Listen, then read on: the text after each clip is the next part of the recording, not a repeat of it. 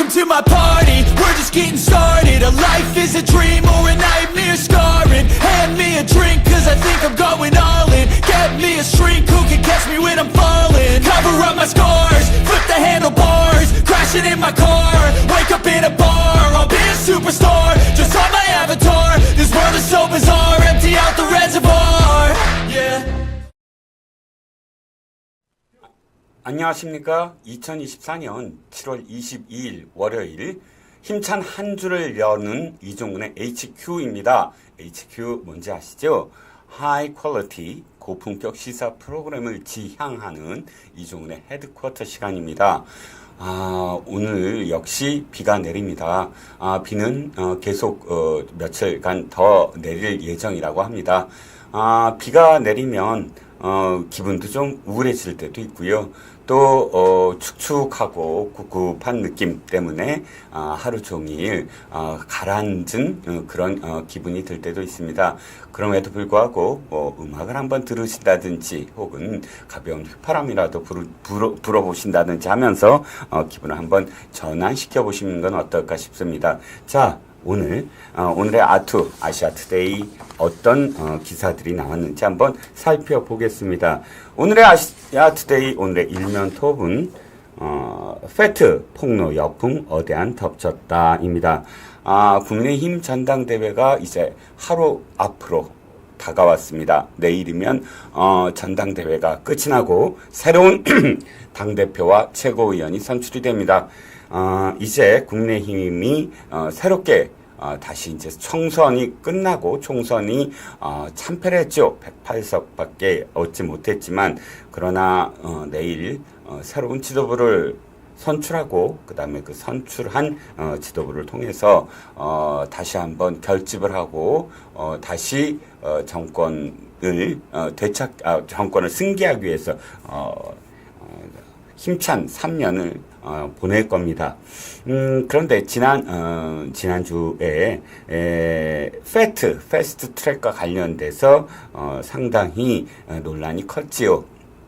한동훈 후보가 나경원 후보를 향해서 그때 패스트 트랙과 관련돼서 지금 재판을 받고 있는데 공소를 취하해 달라고 하지 않으셨습니까? 라고 전화를 그걸 이야기한 것을 두고 이제 한동훈 후보는 그 다음날 바로 사과를 했습니다.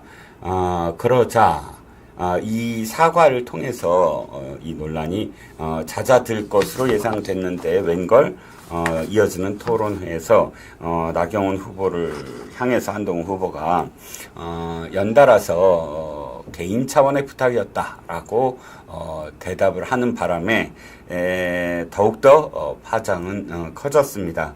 아시아투데이 일면 톱은 이런 여풍이 지금 어대한 구조, 그러니까 대세론에 한동훈이 독주를 벌였었는데 이것이 상당히 흔들릴 것이다. 결정적 영향이 미칠 게 아니냐라는 그런 의미에서 지금 이 기사를 실었습니다. 이 기사의 마지막은 김성회 전 대통령실 종교 다문화 비서관의 페이스북 글을 인용하면서 조국 사태가 나고 공수처와 연동형 비례 제도를 마련하기 위해 더불어민주당이 폭거를 저지를 때 광화문에 나와보지 않은 당원이 없을 지경이었는데 그 당원들의 응어리진 상처에 소금을 뿌린 것이라며 한 후보의 1차 득표는 50%를 넘지 못할 것이 확실시되고 결선으로 갈 수밖에 없다라고 주장한 것으로 이 기사는 끝을 내립니다. 자, 오늘의 사설입니다. 예고 없는 IT 대란, 철저한 예방 점검만이 대응책이라는 제목입니다.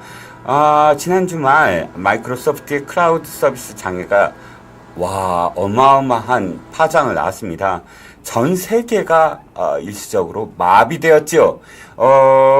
미국 사이버 보안 업체 크라우드 스트라이크가 배포한 보안 프로그램이 MS 윈도우 운영 체제와 충돌하면서 역대 최악의 IT 대란이 일어났다라는 겁니다.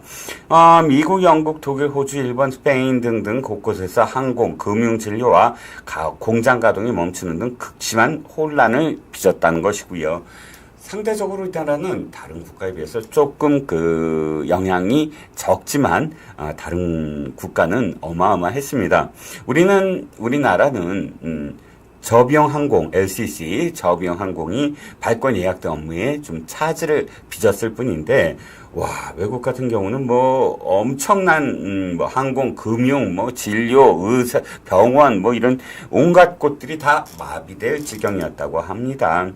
클라우드는 아시지요? 그 저장 창고나 마찬가지입니다. 그러니까 서버를 무한정 늘릴 수 없으니까 데이터와 프로그램, 소프트웨어, 각종 시스템을 가상 공간을 마련해서 거기에 넣어두는 그런 시스템을 말합니다.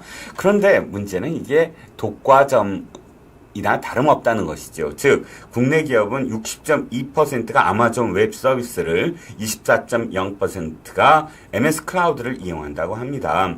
글로벌 데스크톱 PC OS 중 운영체계 중 MS 윈도우 점유율은 72%나 된다고 하고요. 그러니까 아마존 웹 서비스나 MS 클라우드가 만약에 어떤 충돌을 빚거나 혹은 해킹을 당하거나 한다면 그 영향은 뭐 어마어마하겠지요.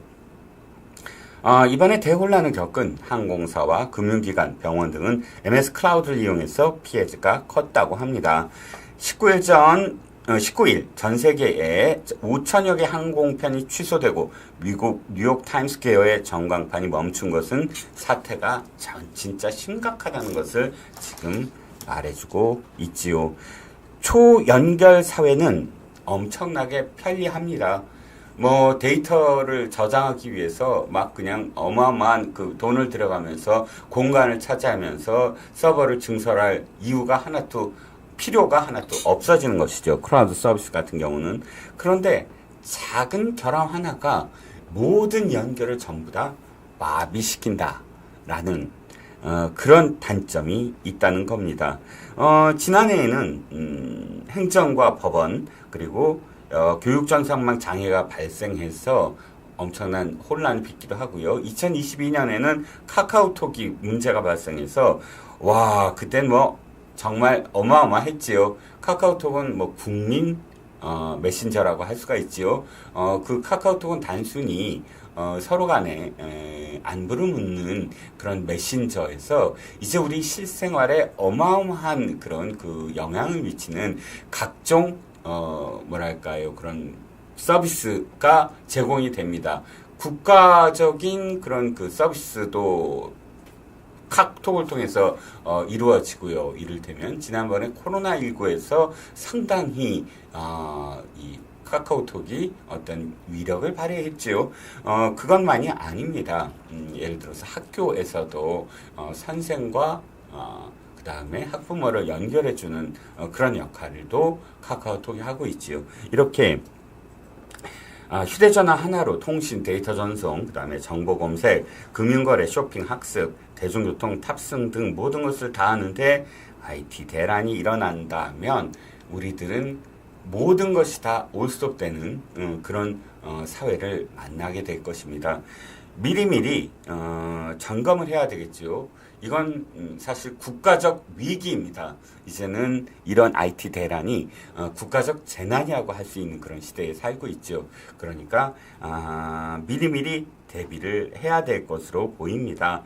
데이터 서비스 센터, 지난번엔 판교에 있는 데이터 센터가 화재가 일어나서 또 혼란을 빚었는데 이런 기술적 위험 요소는 없는지, 또 미리미리 백업을 받아놓는 그런 철저한 그런 그 대비책은 제대로 세워놨는지 이번 IT 대란을 통해서 우리가 해야 될 일들에 대한 그런 경각심이 생겨난 계기가 될 것 같습니다. 자, 오늘의 이슈로 넘어가겠습니다. 오늘의 이슈는 이겁니다. 여러분, 만약에 김정은이 남친 야욕을 품고 김일성 할아버지의 유훈을 실현시킨다는 그런 그 무모한 만약에 도발을 감행한다면 우리나라에는 어느 나라가 자동으로 참전하게 될까요? 아십니까? 물론 여러분들은 미국이요 라고 답을 할 겁니다. 맞습니다. 이승만 대통령의 가장 큰 공적이 바로 한미 군사 동맹입니다. 당시에 미국이 정전을 맺으려고, 그러니까 북한과 정전을 맺으려고 할 때 이승만 대통령은 반대를 했습니다. 그렇게 되면 중한미군은 철수하게 되고 유엔사도 해체가 되고 북한은 언제든지 또다시 남침할 것이다 라고 하면서 반대를 했는데 미국이 설득을 하면서 서로 협상을 통해서 한미 대신 한미 안보 동맹을 맺은 것입니다. 그렇게 맺은 한미 동맹이 바로 우리나라가 민주화와 산업화를 이루게 된 가장 기본적인 기반을 뒷받침을 해줬던 것이지요. 그러니까 어찌됐든 이 한미 동맹을 통해서 미국은 자동 참전하게 됩니다. 그런데 여러분, 미국만이 아닙니다. 자그마치 17개 국가가 우리나라가 침략을 당하면 자동으로 참전하게 됩니다. 그 사실을 혹시 알고 계십니까? 그렇게 17개 국가가 참전하게 되는 이유는 바로 우리나라에 유엔군 사령부가 있기 때문입니다. 줄여서 유엔사라고 하지요. 이 유엔사는 유엔 참전국 22개국 중에 지금 현재 남아있는, 그러니까 유엔사의 연락단을 유지하고 있는 회원국 자격의 전투병력, 당시에 전투병력을 제공한 14개국과 당시에 의료 지원국인 3개국, 덴마크, 노르웨이, 이탈리아, 이렇게 해서 17개국이 지금 유엔사의 전력 지원군으로 지금 회원국으로 있는 것이지요. 그러니까 이렇게 17개 국가의 병력이 우리나라에 자동으로 참전하게 됩니다. 그러므로 북한은 끊임없이 이 유엔사의 해체를 주장합니다. 유엔사야말로 북한 입장에서 봤을 때 가장 큰 눈에 가시겠지요. 그래서 끊임없이 때만 되면 북한은 유엔사 철폐를 부르짖습니다. 이를테면 2018년 유엔에서 김인철 유엔 주재 북한 대표부 서기관이 한국에 있는 유엔사는 괴물 같은 조직이므로 빠른 시일 내에 해체되어야 한다라고 주장을 하고 동일인 이 김인철 서기관이 또 다음 해 2019년 10월 유엔 총회 제6위원회 회의에서는 남한의 유엔사는 유엔의 이름을 남용한 유령 기관일 뿐 유엔과는 아무 관련이 없다라고 또 주장을 합니다. 2018년에는 괴물이라고 그러고 2019년에는 유령이라고 부릅니다. 자, 2021년에는 김성 유엔 주재 북한 대사가 유엔사 존립에 대한 미국의 주장은 한국에 대한 점령을 합법하고 영속화하고 아시아 태평양 지역에서 정치적 군사적 목표를 달성하기 위한 것이라고 목소리를 높였습니다. 이렇게 북한은 유엔사를 비롯한 미군을 한반도에서 몰아내는 것을 자신들의 대남 전략의 일부로 활용하고 있는 것이지요. 그런데 말입니다. 그런데요, 북한의 입장, 북한의 그 전략, 그건 우리가 익히 알고 있었습니다. 유엔사 철폐를 왜 부르짖는지, 또 그걸 기반으로 해서 주한미군 철수까지 노리는 그런 수를 왜 두려고 하는지 압니다. 그런데요, 문재인 정권은 김정은과 같이 한 패거리가 돼서 유엔사를 축소하려고 공공연히 시도를 합니다. 우리가 사실 그때 당시에 잘 기억을 못하는 분들이 있었을 텐데, 당시에 미국은 유엔사를 좀 확장하려고 합니다. 그래서 덴마크와 독일, 이 덴마크와 독일은 6.25 전쟁 당시에 의료 지원국이었거든요. 독일도 의료 지원, 그러니까 배를 보내고 배에서 우리나라의 전쟁 고아들이나 전쟁으로 인해서 부상을 당한 사람들을 그 의료 시설을 갖춘 그 배, 병원 배죠. 그러니까 그 배에서 많은 치료를 했던 그런 근거가 있습니다. 덴마크도 역시 의료 지원국이었고요. 그래서 유엔사는, 그러니까 당시에 미국은 유엔사를 확장하려고 합니다. 덴마크와 독일, 의료지원국으로 활약했던 이 두 개 국가를 전력 제공국인 회원사로 가입시키려고 합니다. 그러자 문재인은 강력히 반발합니다. 반대를 하고요. 그러면서 독일과 덴마크의 유엔사 참여를 무산시킵니다. 의료지원국 덴마크가 유엔사 전력 제공국으로 기여를 확대하는 움직임에 제동을 걸고요.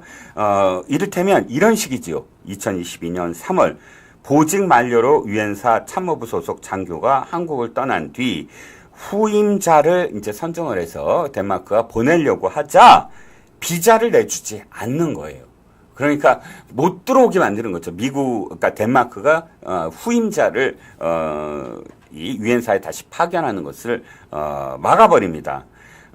이러자 주한 덴마크 대사관은 한국이 덴마크를 6.25 전력 제공국으로 인정하지 않는 것에 동의할 수 없다. 덴마크의 유엔사 활동과 기여에 대하여 전면 재검토하겠다라고 문재인 정부에 알리는 등 불편한 속내를 감추지 않았던 것입니다. 유엔사 역시 국방부에 공식적으로 우려 서한을 보내기도 했지요. 사실 독일도 마찬가지입니다. 독일도 유엔사에 다시 이제 전력 제공국으로 참여하려고 했는데 비슷한 경로를 거쳐서 문재인은 그것을 받아들이지 않습니다. 문재인이 왜 독일의 그 유엔사 참여를 거절하면서 독일에 그렇게 발목을 잡았을까요? 이유는 한 가지입니다. 북한의 그러니까 문재인은 당시에 김정우가 한 목소리로 미국에 대해서 종전선언을 해달라고 계속 주장합니다. 이를테면 서훈이 미국에 가서 2019년도죠. 2019년도 1월 달에 미국에 가서 미 국방부 고위 관리들을 만나서 일장 연설을 하면서 종전선언을 해야 한다라고 역설을 했습니다. 문재인이 앞장서서 종전선언을 부르짖었고요. 트럼프 대통령 당시였고요. 트럼프 대통령의 참모들은 나중에 회고록을 통해서 문재인을 이해할 수 없다. 문재인은 한미 동맹과 그 다음에 한국과 미국의 이익에 반하는 입장을 취해서 당황스럽다라고 그 책의 회고록에 명기를 했습니다. 바로 이런 종전선언을 강요하고 계속 그 종전선언을 해야만 한다라고 그렇게 그 요구했던 문재인의 입장이었습니다. 종전선언은 어떤 의미냐? 종전선언을 하게 되면 유엔사의 존립 근거가 없어집니다. 우리나라 대한민국에 유엔 사령부가 있을 근거가 없어지죠. 지금은 정전협정, 아직 전쟁은 잠시 멈춘 상황이니까 유엔사에 존속 근거가 있는 거거든요. 그러니까 종전선언하자라고 졸라댄 것은 다름이 아니라 유엔사의 존립 근거를 없앰으로 해서 유엔사가 철폐가 되면 어떻게 되죠? 미군만 남게 됩니다. 그러면 미군 역시 철수해야 한다. 우리 한반도에 외국군의 주둔이 있을 수 없다라는 그런 명목으로 해서 주한미군 철수마저 주장을 하려는 속셈이지요. 그러니까 유엔사 철폐는 바로 주한미군 철수와 자동으로 연결되는 그런 지점입니다. 그래서 문재인은 덴마크와 독일과 미국과 외교적 마찰을 불사하더라도 유엔사를 확대시키는 것을 막고 도리어 유엔사를 축소시키려고 노력을 했던 것이지요. 당시의 유엔사 관계자는 문재인의 이런 행태에 대해서 이렇게 얘기합니다. 우크라이나가 러시아가 침공하고 있는데도 불구하고 나토 국가들, 나토가 나토 가입을 권유했을 때 우크라이나가 거절하는 거나 다름없다. 문재인의 유엔사 축소 움직임은 우크라이나의 나토 가입 거절과 같다라고 당시에 비유를 했다는 것입니다. 그런데 이제 윤석열 정부 들어서 문재인 정부의 이런 유엔사 축소에 대해서 비정상의 정상화를 바로 그러니까 비정상의 정상화를 추진하는 것이지요. 바로 윤석열 대통령은 두 번이나 국가적 연설에서 대국민 연설에서 유엔사의 중요성을 계속 강조를 합니다. 2023년 8월 광복절 경축사에서 유엔사를 언급을 합니다. 유엔사가 존재하는 이유는 북한의 남침을 차단하는 최대 억제 요인이다. 그러니까 북한의 남침은 바로 유엔사로서 억제를 한다. 라고 규정을 하고요. 하나의 깃발 아래 대한민국의 자유를 굳건히 지키는 데 핵심적인 역할을 해온 국제연대의 모범이다. 라고 평가를 했습니다. 또 2023년 제69주년 자유총연맹 창립 기념식 연설에서는 왜곡된 역사의식, 무책임한 국가관을 가진 반국가 세력들은 북한 공산 집단에 대하여 유엔 안보리 제재를 풀어달라고 요청하고 유엔사를 해체하는 종전선언을 노래 부르고 다녔다면서 북한이 다시 침략해 오면 유엔사와 그 전력이 자동으로 작동하는 것을 막기 위한 종전선언 합창이었고 적의 선의를 믿어야 한다는 허황된 가짜 평화 주장이었다라고 언급하면서 문재인 정부의 유엔사 축소를 지적하고 비판을 했습니다. 이런 말만 비판한 것이 아니라 두 가지를 윤석열 정부에서 바로 추진을 하는데요. 한 가지는 아까 말씀드린 독일과 덴마크의 가입입니다. 유엔사 가입을 다시 추진을 합니다. 그래서 지난번 나토 정상회의에서 한국과 독일 간의 양자회담, 그러니까 정상회담에서 독일의 유엔사 회원 가입 신청을 환영한다. 이렇게 표현합니다. 즉 독일이 이미 가입 신청을 다시 했고요. 그 부분을 우리는 반대하지 않겠다. 환영한다라고 언급을 했고 지금은 미국과 유엔 사령부가 지금 그 검토하고 있다. 사실 형식적인 어떤 절차겠죠. 이 절차가 끝나면 바로 독일은 회원국으로 유엔사 회원국으로 자리 잡게 되고요. 그러면 이제 전력 제공국은 18개국으로 늘어납니다. 이건 무슨 뜻이죠? 북한이 남침할 경우 우리나라에 자동으로 참전하는 국가가 18개국이 된다는 뜻입니다. 자, 이 두 가지만 하는 것이 아니라요. 이제 또 한 가지가 있습니다. 문재인은 또 한 가지를 거절합니다. 미국의 어떠한 요청을 거절하냐면 바로 대한민국이 유엔사에 가입하는 것을 거절합니다. 유엔사와 미국은 그러니까 문재인 정부에게 대한민국이 유엔사에 가입해서 적극적으로 참여하라라고 권유하는데 그것을 단칼에 거절하는 것이지요. 거절의 이유는 이겁니다. 우리는 6.25 전쟁의 당사국이어서 참전국인들의 그 모임인 유엔사에 들어갈 수 없다라고 주장을 합니다.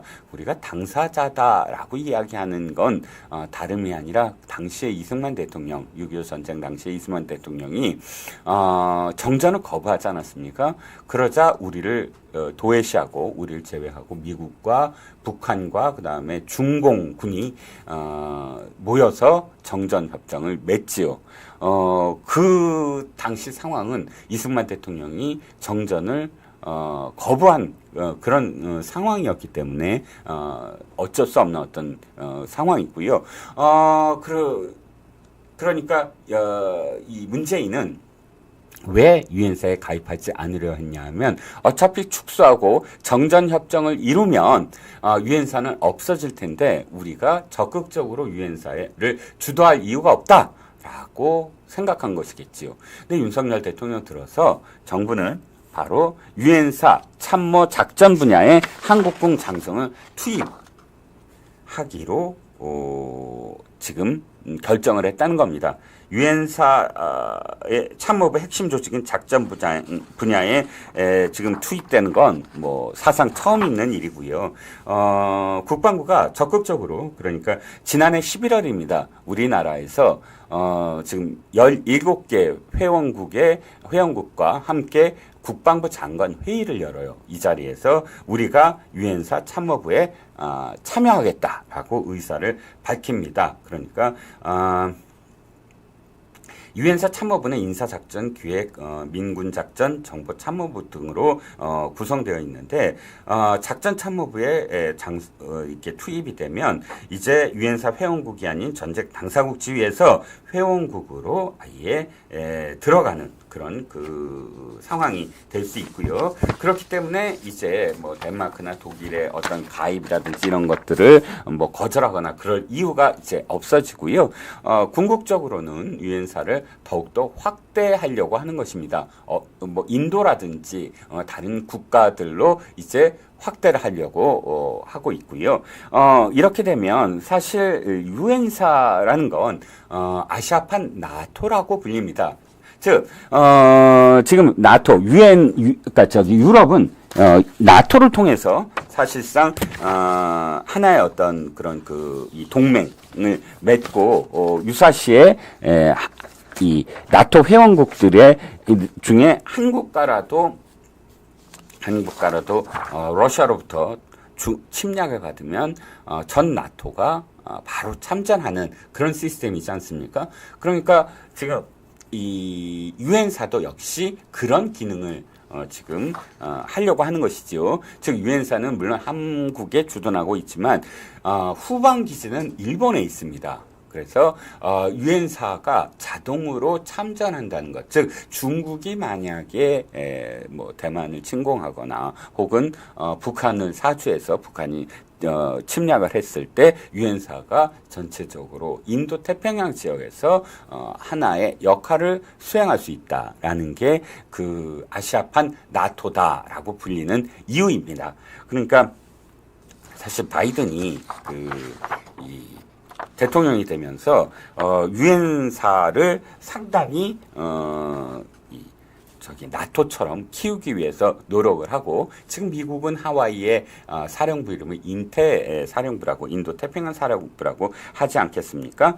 그러니까 이 미국이 대통령별로 전쟁의 개념에 대해서 살짝 변화합니다. 미국은 언제나 두 가지의 전쟁을 어떻게 수행할 것이냐를 고민을 하지요. 즉 유럽에서의 러시아의 이 견제, 그 축, 그 다음에 아시아에서의 중국의 축. 이 두 가지를 한꺼번에 만약에 동시에 전쟁을 치를 수 있느냐, 동시에 이길 수 있느냐.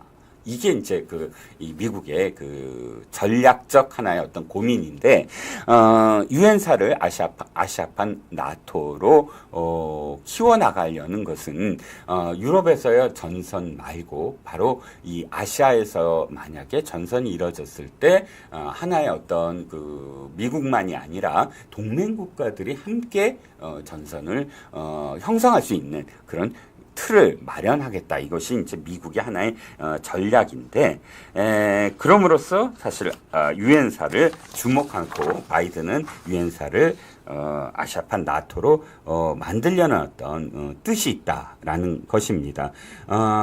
그래서 이미 유엔사 전력 제공국인 영국과 프랑스의 전투함은 유엔사 후방 기지에서 보급과 정비를 받고 있고요. 이 나토도 지역 방어, 즉 자신들, 그러니까 유럽이라는 공간 내에서의 그런 방어만이 아니라 점점 그 개념을 확대해서 역외 방어, 즉 자신들의 유럽이라는 구역 이외의 아시아에서 있어서의 어떤 그런 방어 전선을 고민하고 끊임없이 그러니까 파트너국 한국, 일본, 뉴질랜드, 오스트레일리아 이 4개국과 함께 정상회담도 함께 갖고 그다음에 인태에서 지금 실시하고 있는 림팩 전 세계에서 가장 큰 규모의 해상 훈련에 바로 전함을 보내고 잠수함을 보내서 함께 연합훈련을 하는 것입니다.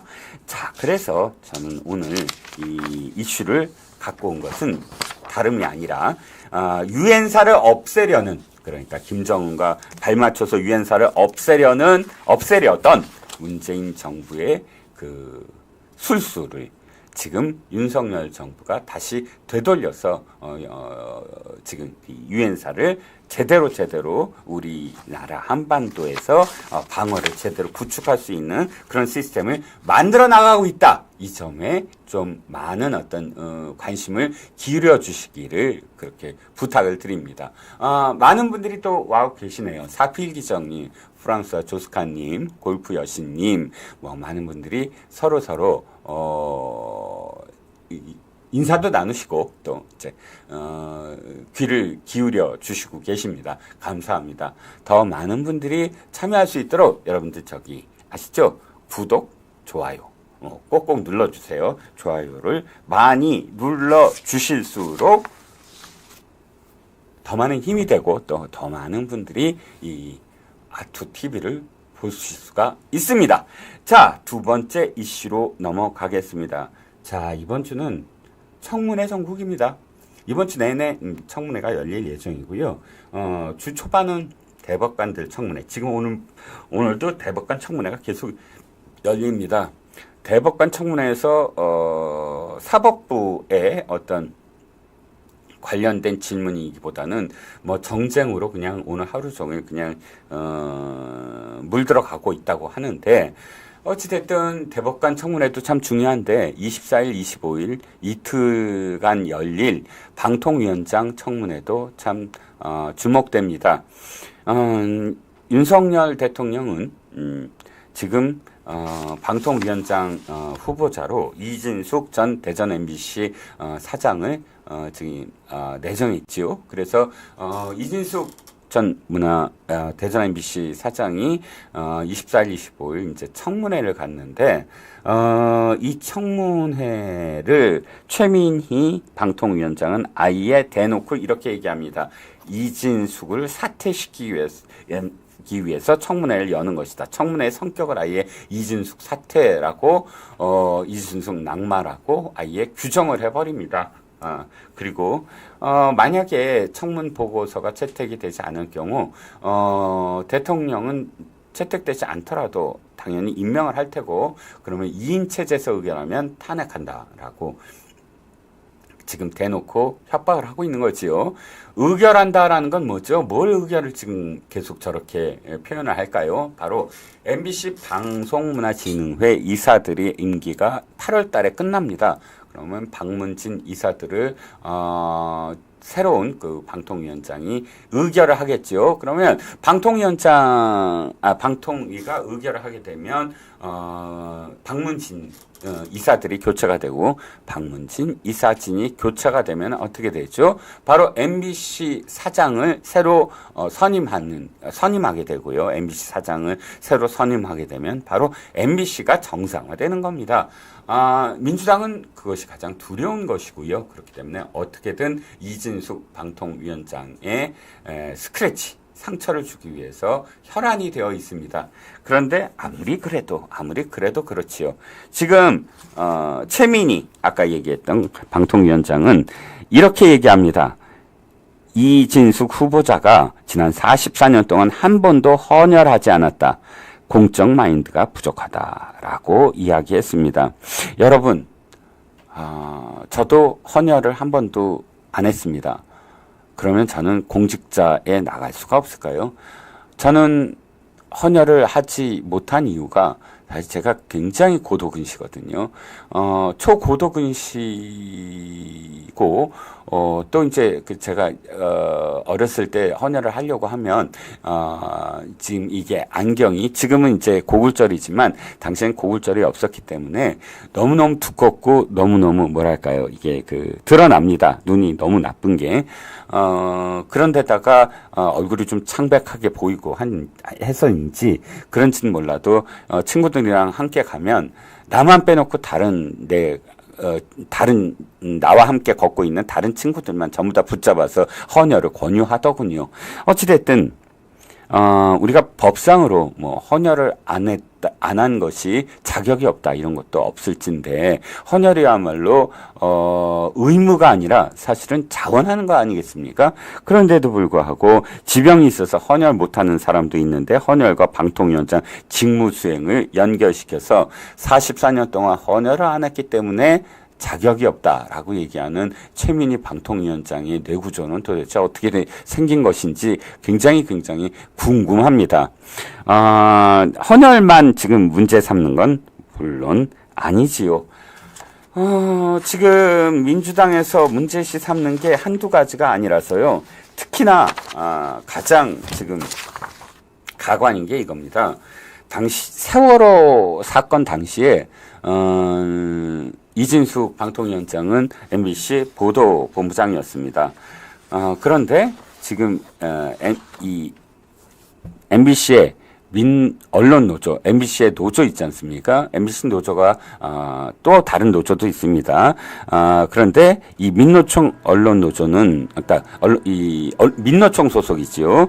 이 16일 날 기자회견을 열고 이진숙 방송통신위원장 후보자에게 세월호 오보를 냈으므로 책임을 져야 된다라고 공격을 했습니다. 그러자 MBC 노동조합, 이게 제3노조라고 하죠. 이 MBC 제3노조는 굉장히 객관적이고 또 이제 지금 이 민노총 MBC 노조를 비판하는 그런 입장인데요. 제3노조가 이렇게 주장을 합니다. 바로 반박을 했지요. 이호찬 노조위원장, MBC 노조위원장이 세월호 전원 구조 오보에 대해서 언론의 속보 경쟁 관행이 빚어낸 참사라면서 MBC 구성원은 세월호 유가족에게 공개적으로 사죄하고 다시는 그런 보도를 하지 않겠다고 다짐한 다음에 현장에 복귀했다라고 이야기했는데 MBC 당시 그러니까 지금 이것을 반박하는 MBC 노조는 당시 상황을 그대로 전합니다. 당시에 세월호 전원구조 오보의 실상을 조사해 책임을 지겠다고 약속해놓고서는 정상화위원회를 발족을 시켰는데 막상 민노총 조합원 15명을 소환 조사하고 전원 구조 오보의 책임이 바로 민노총 구성원들이 했다는 것을 알게 되자 유야무야 그냥 덮어버렸다는 겁니다. 당시에 이진숙 보도본부장한테 책임이 있다고 끝까지 주장하지 못한 이유가 바로 그겁니다. 사실 MBC가 보도본부장이 지시를 내려서 야 그거 팩트도 없는데 세월호 전원 구조하겠다고 해 라고 지시를 내렸다면 그거는 정말 엄청난 책임을 물어야 합니다. 하지만 속보 경쟁을 하면서 현장에 있는 기자들이 이거 지금 전원 구조했다라는 전원을 받고 기사를 써서 올려갖고 제가 지금 취재했는데 전원 지금 구조를 했대요라고 보고를 하고 기사를 내는 그 과정이 있었는데 그걸 보도본부장만 책임져라, 보도본부장이 모두 다 책임져라라고 하는 건 말이 안 된다는 걸 이 MBC가 조사위원회에서 조사를 해보고 안 거예요. 그러니까 그냥 덮어버린 것이지요. 그리고 세월호 참사 당일 MBC 이브닝 뉴스에서 1인당 최고 3억 5천만 원 해운 공제가입 보도를 했는데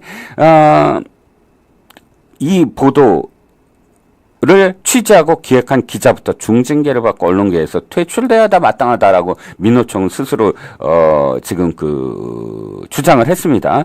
그런데 바로 이 당시 노조에 속한 그러니까 편집 2센터 소속 이모 기자가 당시 기사를 취재하여 구성안을 올려놓았고 이를 앵커와 김대호 아나운서가 읽어 나갔다라고 하면서 보통은 문제 리포트를 한 기자가 가장 큰 책임을 지고 데스크와 보도국장이 일종의 관리 책임을 지는 것이 통상의 관례인데 왜 보도본부장이 관여하기 어려운 특보체제 방송에 대해 책임을 온전히 뒤집어 씌워야 되느냐라고 MBC 노동조합 제3노조가 민노총 언론노조에 대해서 비판을 한 것이죠. 이렇게 팩트로 하나씩 반박을 한 겁니다.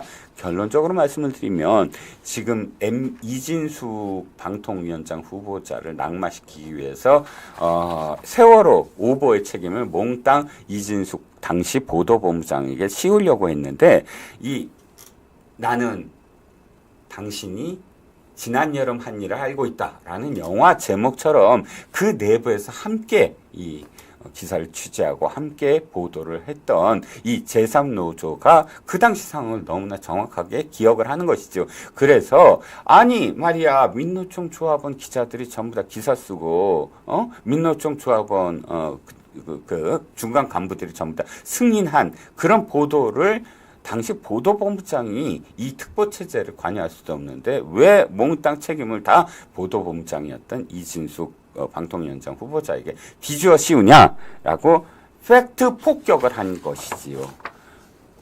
이런 사실이 사실 MBC 제3노조가 이것을 제대로 추적해서 성명을 내지 않았다면 고스란히 아이고 이진숙 보도본부장이 이 세월호 오보를 냈네 이렇게 지금 말이 퍼질 것 아니겠습니까? 그리고 이것만이 아닙니다. 이진숙 후보자와 관련돼서 뭐 노래방을 갔네, 뭐 어떻네 하고 지금 법인카드 내역을 갖고 지금 시비를 걸지 않습니까? 이재명 부부의 그 법인카드가 그렇게 좀 아팠나 봅니다. 법카만 뒤지면서 이렇게 썼네 저렇게 썼네 하고 지금 시비를 거는데 이것 역시 MBC 제3노조가 하나씩 팩트로 반박을 합니다. 이진숙 방통위원장 후보자의 지금 법카 내역은 9년 전입니다. 9년 전에 법인카드 사용 내역을 갖고 지금 무차별 의혹을 제기하는 건데요. 보통 의무 보관은 5년입니다. 5년 이후의 사용 내역은 사실 일반인들이 제대로 기억하지 못하는 경우가 많지요. 저도 9년 전에 법인카드를 지금 기억하라고 한다면 아마 기억을 못할 겁니다. 그걸 갖고 지금 어디에 썼네라고 지금 악의적으로 MBC가 자료들을 국회의원들한테 제출해서 민주당 국회의원들이 지금 계속 이 언론에 흘리고 있지요. 특히나 이게 MBC와 KBS는 서로 다릅니다. 뭐가 다르냐면 KBS는 각 지방 KBS가 사실은 중앙과 같은 단일 체제예요. 그렇기 때문에 로테이션도 가능하고요. 그러니까 서울에만 있는 것이 아니라 서울에 있는 기자가 부산도 가고 부산에 있는 기자가 서울로 오고 단일 시스템입니다. 그런데 MBC는 다르죠. MBC는 아예 각각의 지방 MBC들이 다른 법인입니다. 그래서 춘천 MBC, 광주 MBC 각각의 독립된 그런 그 회사입니다. 그렇기 때문에 지방 MBC의 대표들은 경영에 대해서 아주 깊이 그 책임을 져야 됩니다. 그러니까 광고주들을 자주 만나야 되고요. 지역의 어떤 기업이라든지 또는 지역의 공공기관이라든지 이렇게 그 네트워크를 계속 형성해야 합니다. 그렇기 때문에 훨씬 그런 그 모임이라든지 이런 것들이 많을 수밖에 없겠죠. 그래서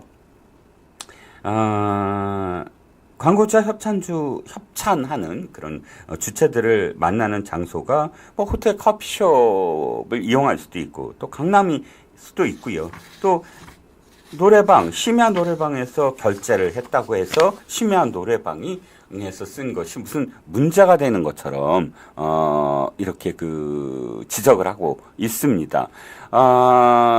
법인카드에 어떤 부정 사용이 있다면 그것을 정확하게 근거를 찾아내서 이러이러해서 법인카드의 그런 사용 조건을 벗어났다라고 제기하면 됩니다. 그런데 이 장소에 그런 이 강남에서 썼다, 호텔을 갔다, 노래방 갔다 이걸로만 마치 법인카드를 유용한 것처럼 주장하는 건 사실 막 던지기식 의혹 제기에 불과하다라는 겁니다. 그러니까 거의 개인 사찰하겠다. 10년 가까이 된 사용 내역을 일일이 이렇게 조사해서 면박을 주고 그 다음에 국민들로 하여금 이렇게 그 이진숙 후보자를 반대하는 이유에 대해서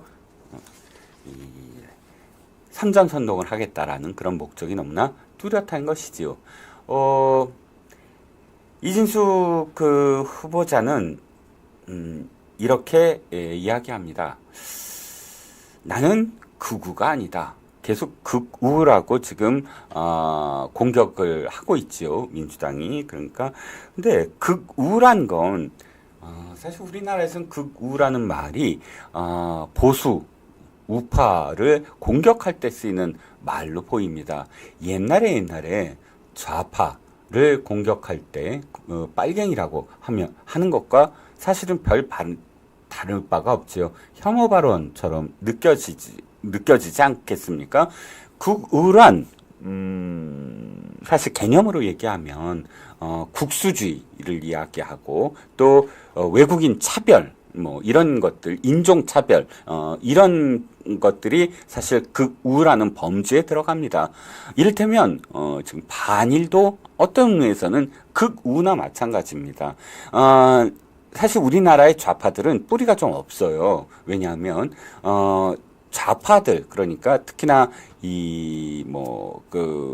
사회주의를 꿈꾸는 삼인주의든 사회주의든 공산주의든 이것을 꿈꾸는 그런 그 국가들은 사실상 민족주의를 배격을 하거든요. 그리고 레닌이 처음에 주창했듯이 일국 사회주의라고 합니다.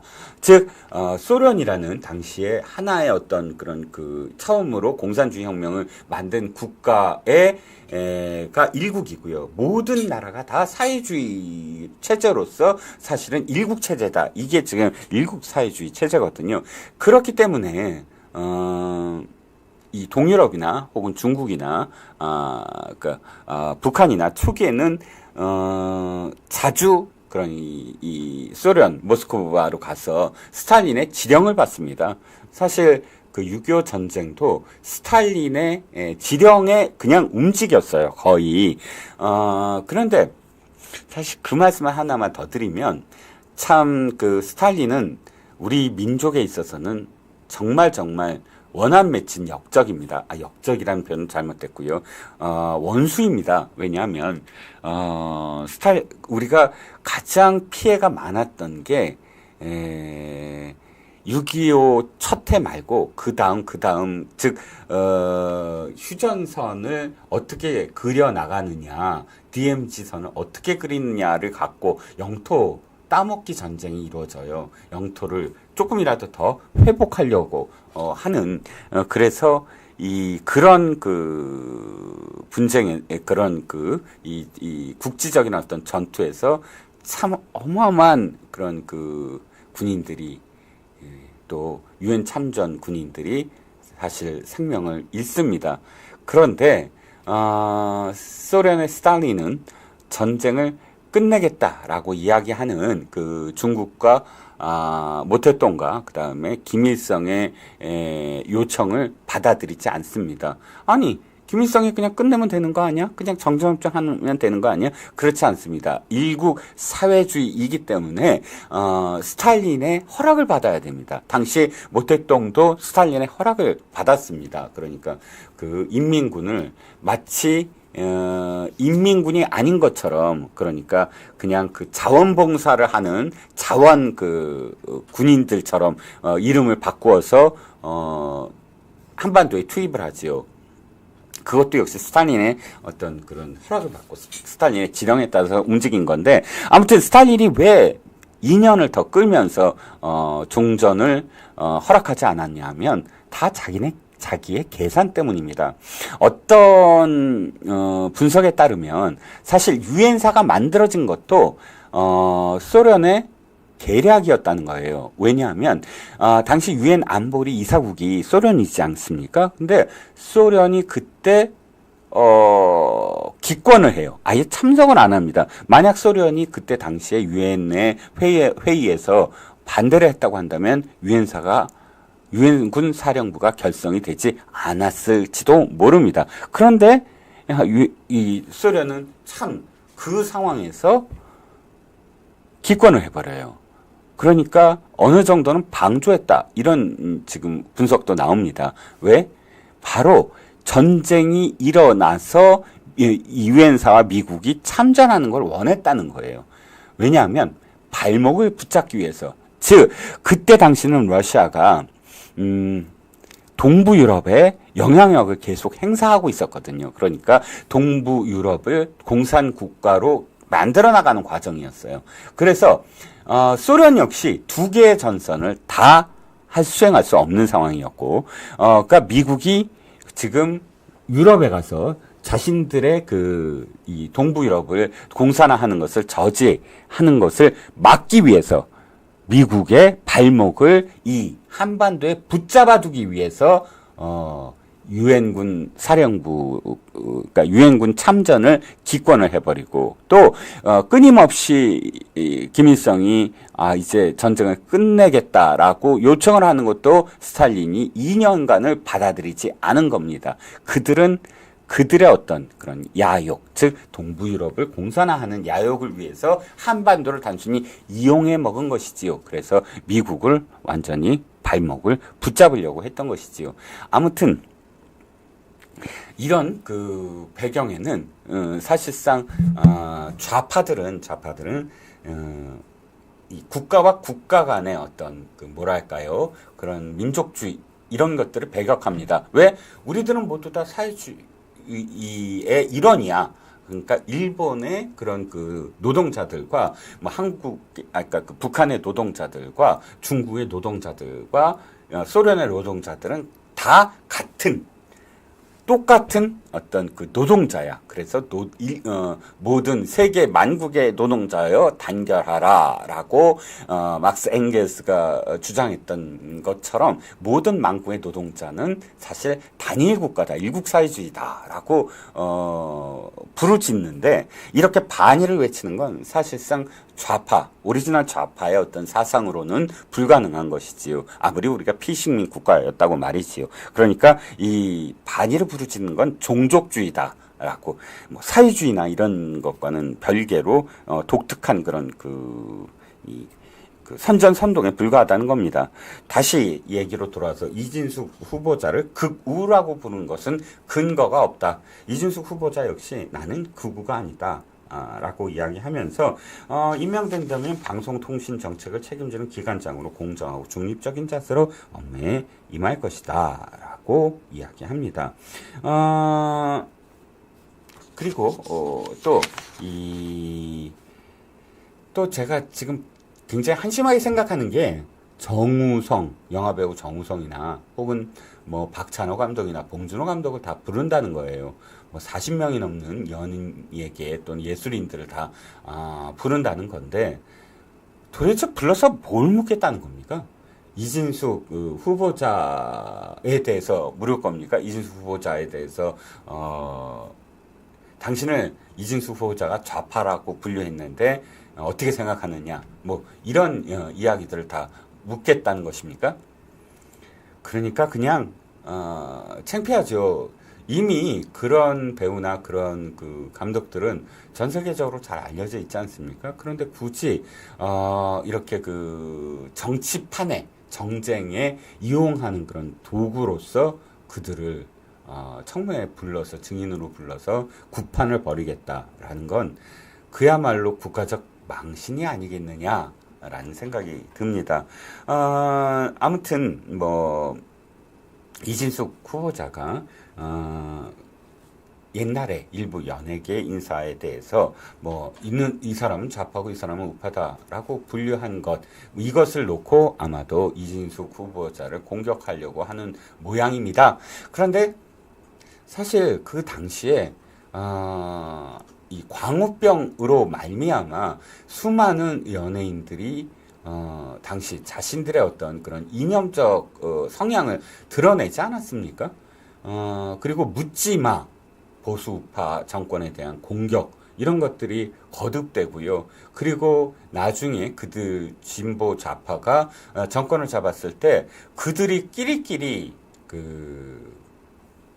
이 방송을 주고 그 다음에 방송에서 활동하게 했던 것, 너무나 우린 자명하게 다 보온 상황이고요. 이를테면 김어준한테 TBS 교통방송을 맡기고, 또 주진우한테 MBC를 맡기고, 한때 김용민도 공영방송에서 지상파 방송에서 뭐 자주 불렀고요. 이렇게 옛날 낙검수 멤버들이 모두 다 자신들이 정권을 잡았을 때 쫙 언론 매체에 포진시킨 것, 이런 것들이 다 자기네들이 뭐 블랙리스트, 화이트리스트를 만들어서 한 거 아니겠습니까? 자신들이 그렇게 한 것은 돌아보지 않고 이진숙 후보자의 발언을 두고 이렇게 구판을 벌이겠다라고 지금 하고 있습니다. 진짜 안타까운 건요.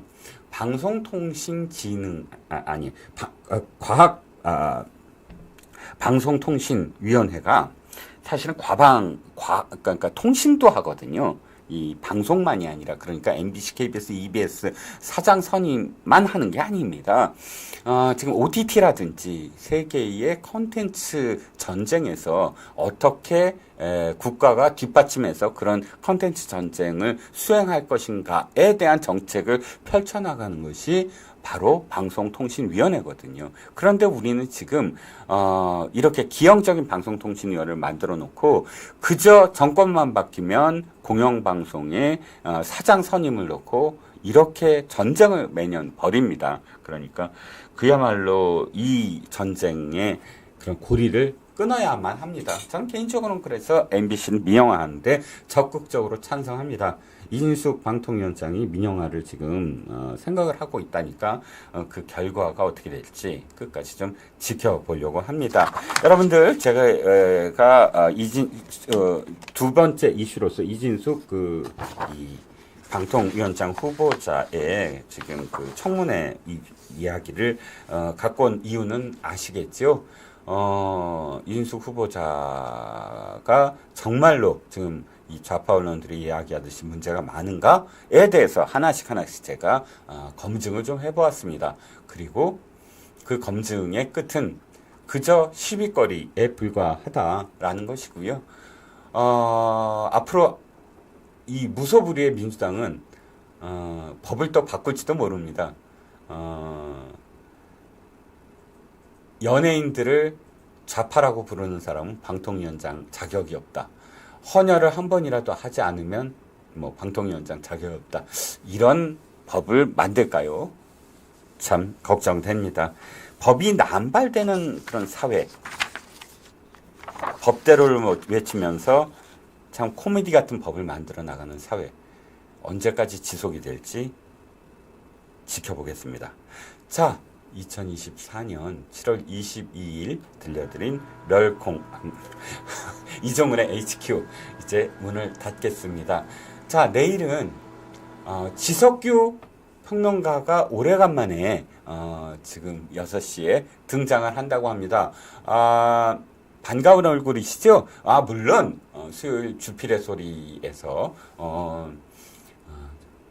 고성국 주필과 함께 재미있게 그 패널로서 참여하는 건 알고 있습니다만 내일은 아예 오랜만에 진행을 맡는다고 하니까 기다리셨던 분들 내일 지석규 앵커가 진행하는 코너도 꼭 다시 들어와서 봐주시길 바랍니다. 자, 앞서도 말씀드렸지만 건강 늘 챙기시고요. 만나면 즐거운 아트TV 맞습니다. 즐겁게 아트TV를 시청해 주시면 대단히 감사하겠습니다. 자, 오늘 시간은 여기까지입니다. 감사합니다. Welcome to my party, we're just getting started. A life is a dream or a nightmare scarring. Hand me a drink cause I think I'm going all in. Get me a shrink who can catch me when I'm falling. Cover up my scars